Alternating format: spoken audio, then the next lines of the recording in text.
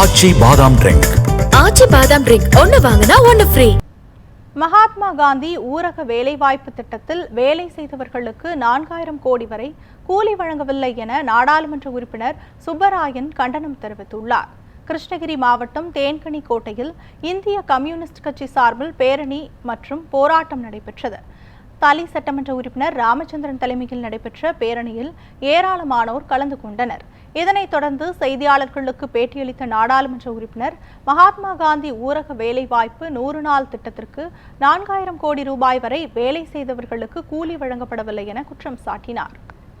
செய்த கூலிக்கு தன் பெயரை கூட எழுத தெரியாமல் ரேகை வைக்கக்கூடிய சாமானிய பிரஜைகளுக்கு அநீதி இழைக்கிறது மோடி சர்க்கார்.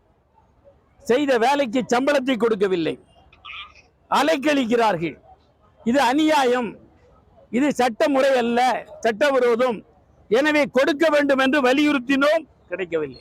மகாத்மா காந்தி தேசிய ஊரக வேலைவாய்ப்பு திட்டத்துக்கு ஒதுக்கக்கூடிய நிதியை சரிபாதியாக குறைத்து விட்டார்கள். வேலை நாட்களை சரிபாதியாக குறைத்து விட்டார்கள். சாமானிய ஏழை எளிய பெண்கள் மழை என்று பார்க்காமல் வெயில் என்று பார்க்காமல் தாங்கள் உழைத்த ஊதியம் 4336 கோடி ரூபாய் கொடுக்காமல் நிலுவையில் வைத்திருக்கிறது. ஆகவே அந்த ஊதியத்தை தமிழ்நாட்டுக்கு உடனடியாக அந்த தொகையை விடுவிக்க வேண்டும் என்று இன்றைக்கு இந்திய கம்யூனிஸ்ட் கட்சியின் சார்பிலே தேன்கனி கோட்டையிலே பல்லாயிரக்கணக்கான உழைக்கும் பெண்கள் பங்கேற்ற இந்த ஆர்ப்பாட்டம் நடைபெற்றிருக்கிறது.